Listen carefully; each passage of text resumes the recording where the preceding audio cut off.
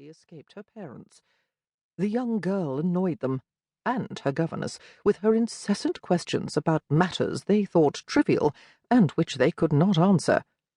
Her brother as well could not be bothered by the tedious inquisitions of his little sister, and so Lucy resolved to discover the solutions to the world's great mysteries on her own. She took to her brother's discarded books with relish. Although it was not the custom, and still is not, for the most part, for young girls to be schooled in much more than domestic knowledge, though it was rarely put to use, she begged her parents to have her schooled in the traditionally male disciplines. This suggestion was summarily dismissed. A tutor was hired to instruct her in the art of needlepoint and the science of cooking. She was also taught some history, French, and a little painting. She was disorganized and absent-minded, however, accidentally leaving sewing needles under chair cushions and burning loaves of bread into leaden bricks. She could not keep her active mind within the confines of the kitchen. After lessons deep into the night, she would read by candlelight the texts and journals her brother had left on his visits home from college. On weekends, if she could coerce her governess to take her, she would spend hours in libraries, devouring everything from Greek classics to histories of Irish lace-making. Her mind was a vast storehouse of information, but she kept notes nonetheless. Her notes collected quickly, and she kept them filed secretly under her mattress. She knew her parents would not approve, or even understand. Lucy did not have any playmates. She was not sociable, and did not make friends easily. Bored by the silly and trivial interests of the giggling girls her age, and not allowed to join in the activities of the boys, she kept to herself, feeling a stranger in both camps. One evening, when she was 14 years old, Lucy came in from the garden, where she had been reading Madame Bovary. It had started to rain.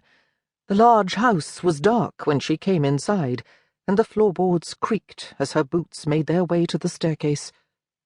Suddenly, a crash upstairs shattered the silence. A scream followed, then a man's voice shouting and a woman sobbing. Lucy stood frozen at the foot of the stair, looking up. Her mother came flying blindly out of her parents' room, cupping her wet face in her hands. She stumbled toward the railing. "Get out!" she cried. "Don't touch me ever again!" Just then she pulled away from Lucy's father at the top of the stair and turned. She lost her footing on the carpet, and with a shallow gasp tumbled head first down the steps, landing like wet laundry at the girl's feet. Lucy found herself shrieking violently. She looked up to see a strange woman with red hair, wearing a red silk kimono, beside her father, peering down at her. Lucy knelt beside her mother, patting her cheeks and calling to her. She touched her hand to her mother's chest, but felt no heartbeat. Standing, the young girl's knees began to buckle like a newborn calf's, but she faced her father with an audacity she had always been taught to restrain in the presence of adults. "She's dead," said Lucy.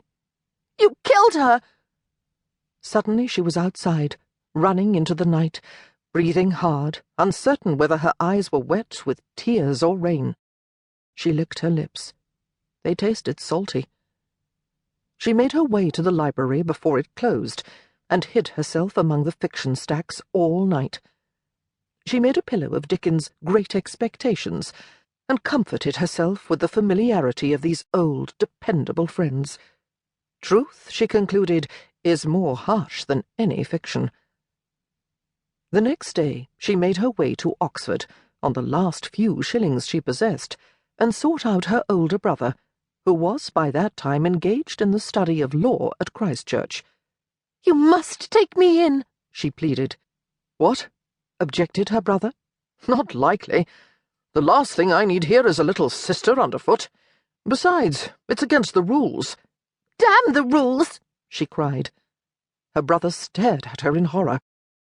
"Where did you learn that kind of language?" he gasped. "Quickly, ask God to forgive you." "Forgive me?" she laughed ironically. "He should ask for my forgiveness."